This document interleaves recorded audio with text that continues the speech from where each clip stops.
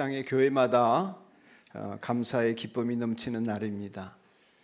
열애 동에 계속된 전염병과 또 전쟁의 소식이 끊이지 않는 세상살이 속에서 국가 경제는 하강 국면에 접어들어서 많이들 어렵다고 하는 이 시국에 하나님께서는 우리 논밭에 풍성한 열매를 거두게 하시고 또 풍성하게 무르익은 열매들처럼 우리 인생에도 교회에도 하나님이 큰 은총을 내려주셔서 교회가 문을 닫은 상황도 이기게 하시고 또 현장에서 예배드리지 못하는 어려움들도 여러분이 믿음 가운데 잘 버텨내시고 하셔서 오늘 이 시간 우리가 하나님의 자녀가 되어야 할 사람들과 하나님의 자녀가 된 사람들 그리고 제자가 되어서 사명을 가지고 살아가는 사람들과 제자가 되기 위하여 열심히 훈련하고 제자로 세워져 가는 여러분들과 함께 이 시간 예배당에 모여서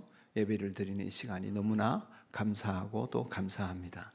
하나님 앞에 큰 영광을 올려드리고자 합니다. 오늘은 그런 우리의 감사를 하나님 받아주시고 은혜 내려주시기를 간절히 다시 기도드리는 그런 아침입니다.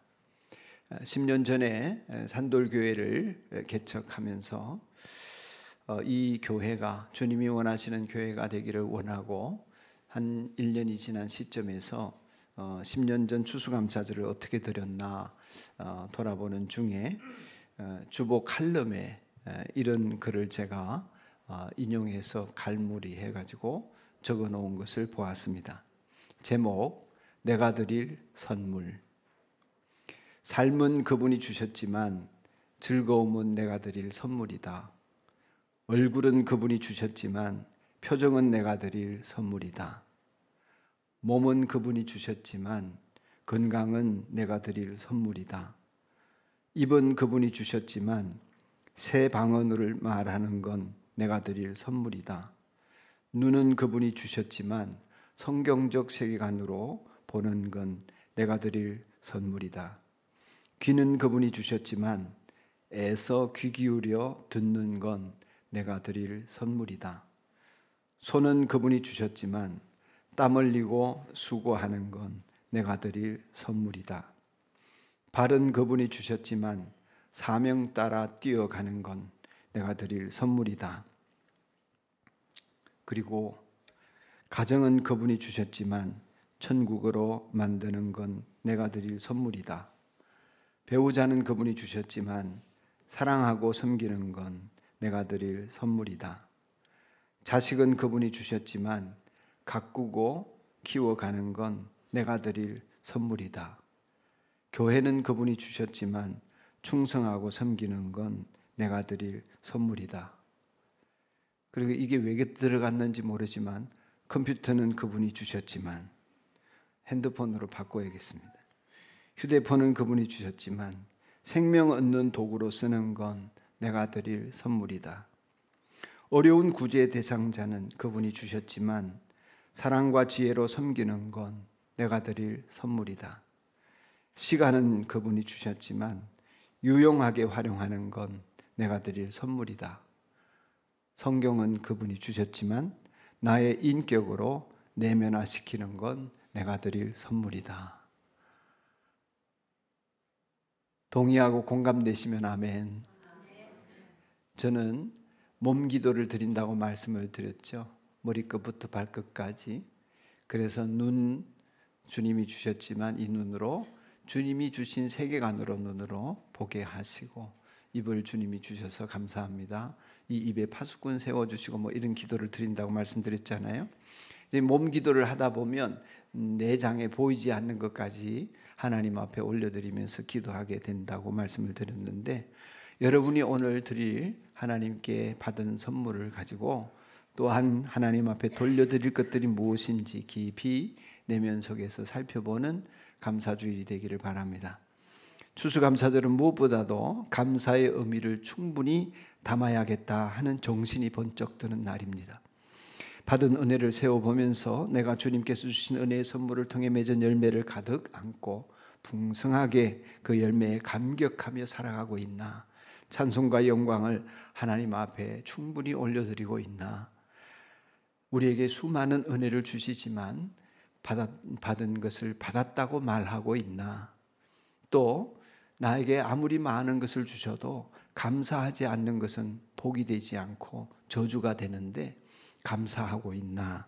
이런 것을 돌아보는 은혜가 있기를 바라면서 이 추수감사절을 기다리고 맞이하게 되었습니다. 그래서 오늘 본문을 보면 왕이 등장하는 15절, 잠언서 16장 15절로 시작했는데 이 15절은 앞에 왕이 등장하는 잠언서 내용의 이제 마지막 구절입니다. 이 구절을 넣은 이유는, 본문으로 택한 이유는 원래는 18절, 19절 말씀 중심으로 말씀을 전하려고 했는데 15절을 넣은 이유는 하나님이 우리의 왕으로서, 왕은 그 백성을 다스림에 있어서 은택을 내려주어서 나라가 생명의 기운으로 가득 차게 되고 백성들이 기뻐하고 즐거워하게 된다고 했는데, 그처럼 우리의 왕 되신 하나님께서는 우리에게 어렵게 한 해를 살아가고 있는 우리들에게 한없는 은총을 베풀어 주셔서 분분초초마다 순간순간마다 열매를 보게 하시고 이겨낼 힘을 주시고 이 자리에 왔을 때는 이긴 이야기들을 할 수 있도록 해 주셔서 너무나 감사하게 됩니다. 하나님께서 이루도록 하셨고 또 이루어 가실 줄로 믿습니다. 여러분 생에 좋은 일들이 벌어지도록 하나님은 일하고 계십니다. 그러므로 이 감사절에 하나님은 한없이 높아지셔서 우리가 다함이 없는 찬양으로 영광을 올려드리고 우리는 하나님이 하시는 일에 겸손하게 뒤따르면서 주님 앞에서 낮아지고 또 낮아져 어느 때보다도 겸손해지는 그런 날이어야 하겠다 하는 마음을 주시고, 그래서 제목을 겸손히 마음을 낮추게 되는 감사절이라 이렇게 붙이게 되었습니다. 하나님께서 우리 인생에 감사한 것들을 깨닫게 하시고 하나님 베푸신 은혜를 알면 알수록 우리는 아무것도 할 수 없는 존재임을 고백도 하게 되고 또 하나님을 더할 나위 없는 모습으로 찬양할 수 있게 되는 것 같습니다. 여기서 이제 여러분에게 문제를 하나 드릴까 합니다. 이 단어는 뭘까요? 이 단어는 하나님께서 가장 미워하시고 마음에 싫어하시는 것 7가지를 잠언서에 말씀하셨는데 6장에 나옵니다. 그 중에서 제일 첫 번째예요. 하나님이 미워하시는 7 중에서 첫 번째 뭘까요? 두 번째 힌트를 드리겠습니다. 미워하시는 것의 두 번째가 뭐냐면 거짓말이에요. 거짓을 두 번째로 미워하시는데 첫 번째가 이거예요. 뭘까요? 힌트를 하나 더 드리겠습니다. 치욕스러운 결과를 가져온다 그랬습니다. 이것 때문에. 욕이 뒤따른다 그랬습니다. 이것 때문에. 이것이 있으면 뒤따르는 게 뭐라고요? 욕입니다. 뒤통수에 계속 욕이 따라와요.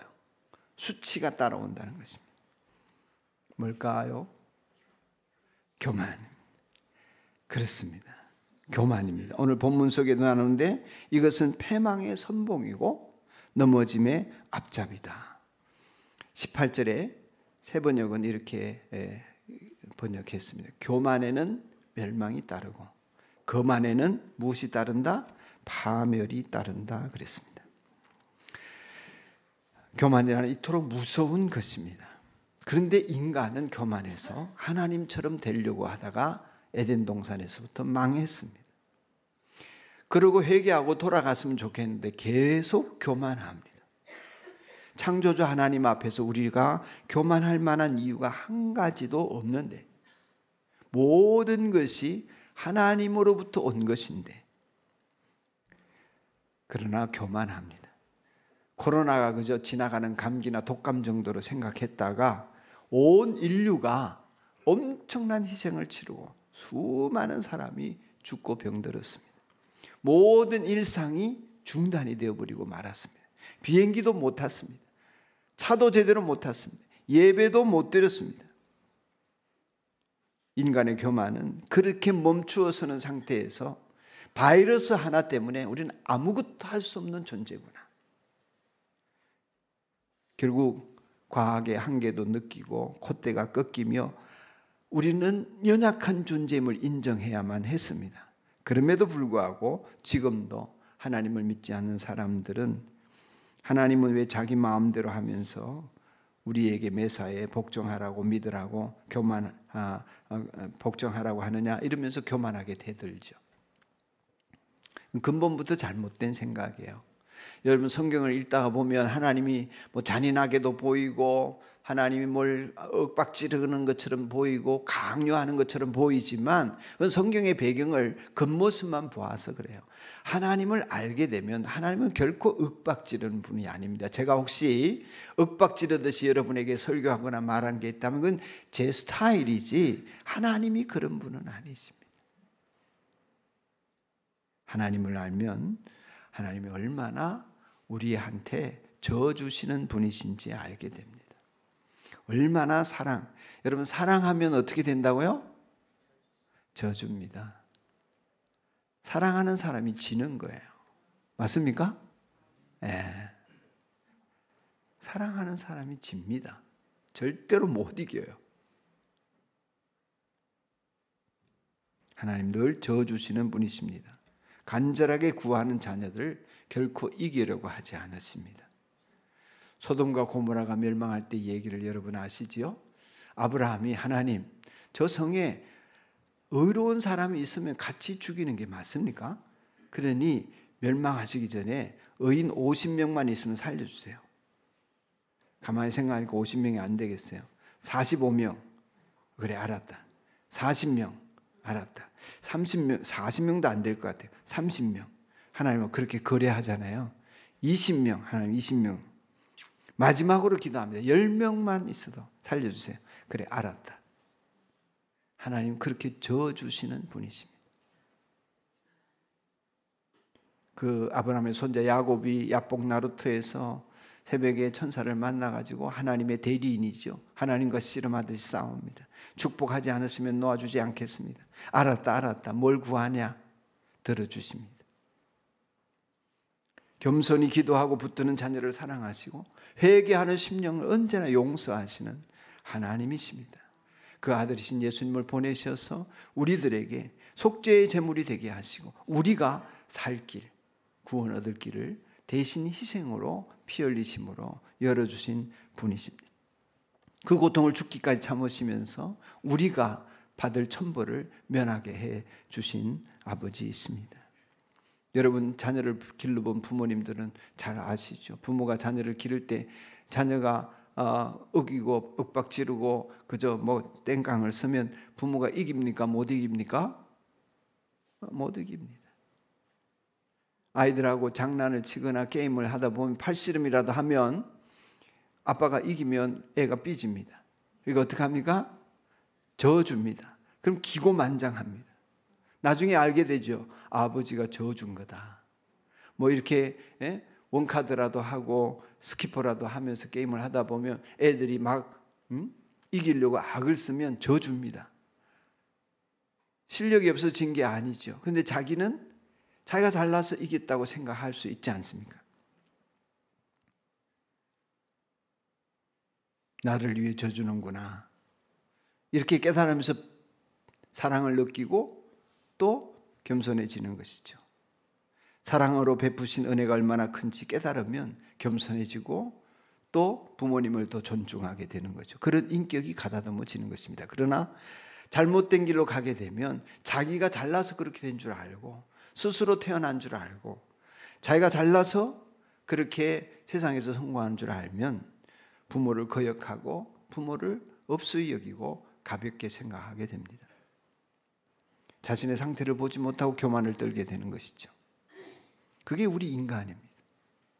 온 인류가 창조주 하나님 앞에 피조물인 우리가 지음받았으면서도 우리가 창조주 노릇을 하려고 때를 쓰고 있는 것입니다.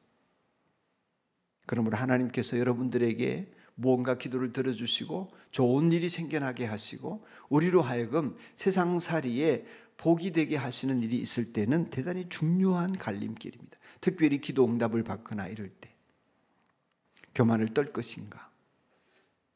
겸손히 주님과 동행할 것인가?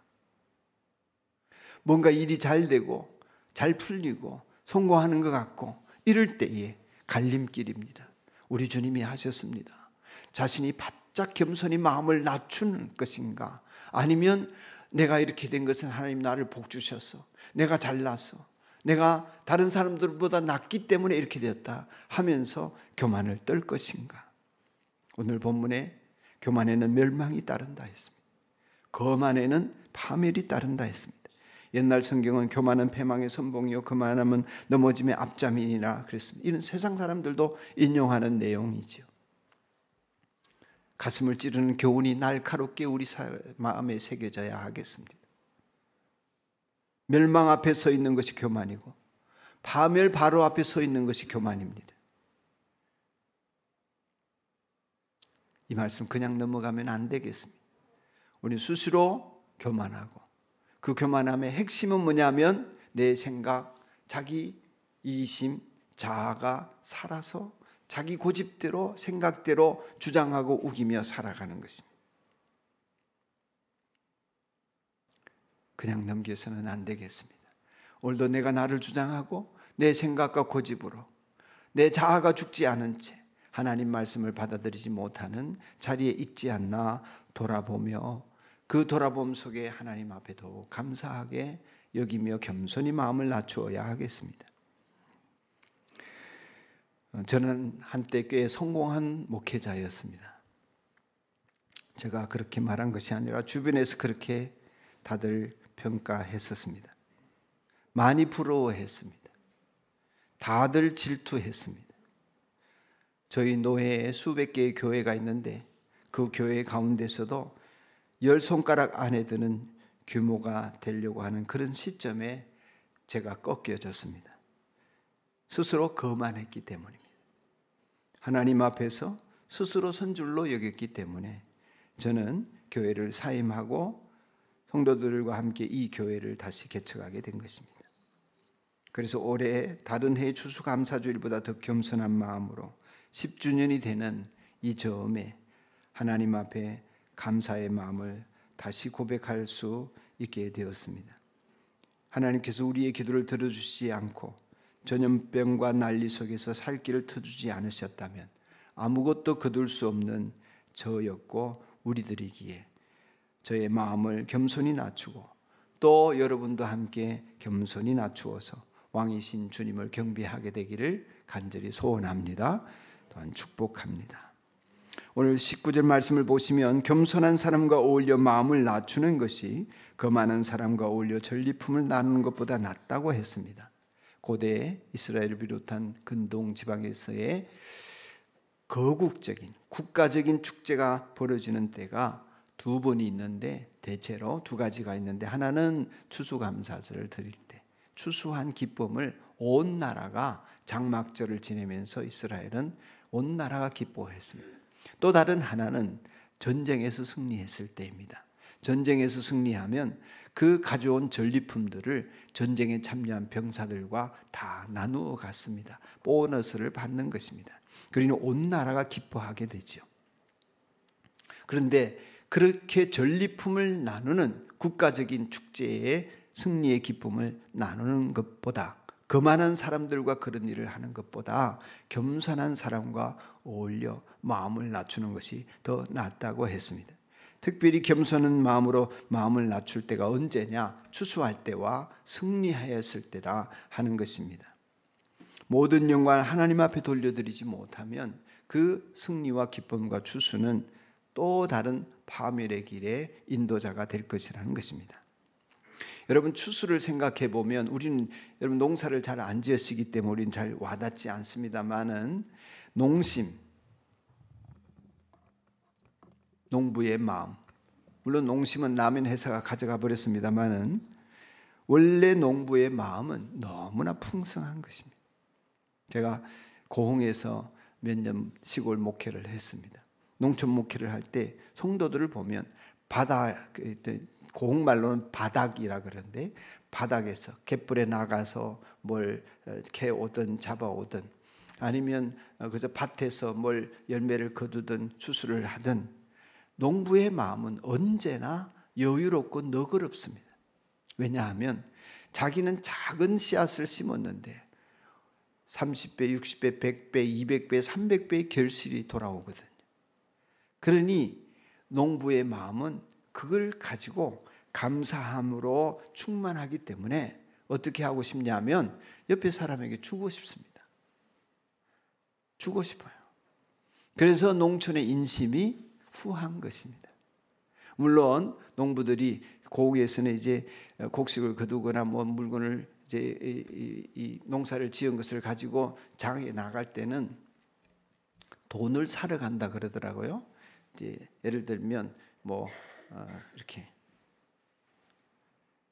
열매를 딴 것을 가지고 곡식 거둔 것을 가지고 자기 물건을 가지고 장에 나가서 돈을 사오는 것입니다. 다른 것을 이제 쓰려고 현금화 시키는 거죠. 현금화 시키는 것을 돈을 사온다 그렇게 말하더라고요.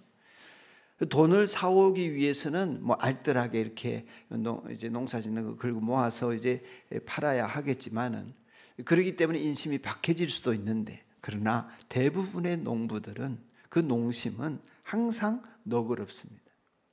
나그네들에게나 이웃들에게 나누고 싶은 것입니다. 왜 그런 생각이 들까요? 자기가 노력한 것보다, 자기가 할 수 있는 것보다 더 많은 것을 얻었다는 생각이 당연하게 들기 때문입니다. 자기는 적은 것을 심었지만 많은 것으로, 좋은 것으로 베풀어 주시는 것은 하늘의 은총이다, 하나님의 축복이다. 믿는 사람은, 안 믿는 사람들도 자연의 섭리 속에서 이건 거저 얻었다, 이런 생각이 많이 들기 때문에 겸손해지는 것입니다.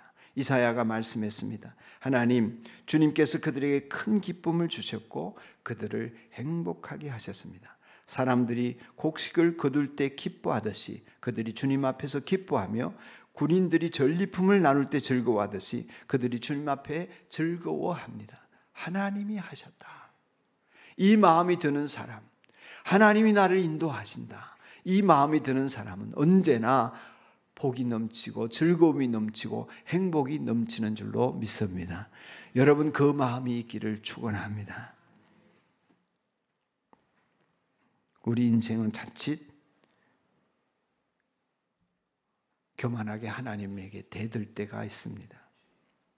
무리하게 말하고 건방지게 말하고 항변하며 말하고 하나님이 살아계시다면 왜 그러냐고 말하기도 합니다.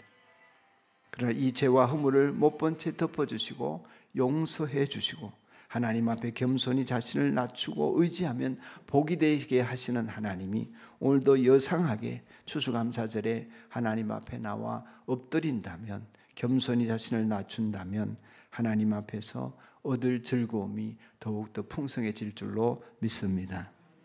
추수감사절이 오면 2023년 한 해가 저물어 가는구나 급격하게 느끼게 됩니다. 돌아보면서 올해 나는, 우리 가정은, 우리 교회는 하나님의 자녀로 믿음의 길을 잘 걸어왔을까 생각해 봅시다. 목회자인 저로서는 교회가 한국 사회에서 이기적인 단체로, 교회는 자기들만을 아는 단체로 그렇게 폄하되고 있는 것이 너무나 속상하고 안타깝습니다. 그런 이미지에서 속히 벗어나고 싶지만 안 됩니다. 어려움이 많습니다. 여전히 세상은 교회를 곁눈질해서 쳐다보거나 아니면 그저 폄하해서 우리를 평가합니다. 그렇다고 해서 우리가 어떤 변명이나 주장이 필요한 것은 아닙니다. 그럴수록 초라해집니다. 하나님 앞에 진심으로 용서를 빌고 우리 교회가 감당해야 될 사명을 이 세상 가운데 감당하지 못하는 모습을 불쌍히 여겨주시기를 빌고, 낮은 대로 임하신 예수님의 발걸음과 말씀을 따라 이웃과 또한 주변과 사회에 사랑을 나누고 섬기는 일에 전심전력을 기울여야 하겠습니다. 감사절날 우리 교회에서만 즐겁고 풍성하게 잔치하며 감사절을 지낸다는 것은 결코 올바른 태도가 아닐 것입니다. 저와 우리 교회가 무슨 크고 넉넉한 교회는 아니지만 매주일 크로스 나눔에서 어르신들을 찾아뵙고 또 그저 작은 간식이지만 나누면서 이런 봉사 활동이 더욱더 활발하게 진행되기를 바라게 되는 것은 하나님께 드리는 감사가 이웃과 사랑을 나누어야 하는 의미가 포함되어지기 때문입니다. 그러기에 결정을 해야 합니다. 이 시간 우리가 하나님 앞에 감사의 마음을 드리고 그 진정한 감사를 받아주실 뿐만 아니라 어린아이 같은 마음으로 하나님께 겸손하게 감사하는 그 마음을 이웃에게 표현하면서 이웃을 돌보며 기쁨을 나누는 것이 오늘 같은 주일에 교회가 해야 할 일이라고 여겨집니다. 그러므로 여러분에게 한 가지 나눔의 실천이 있고 이웃을 돌보는 일이 있기를 축복합니다.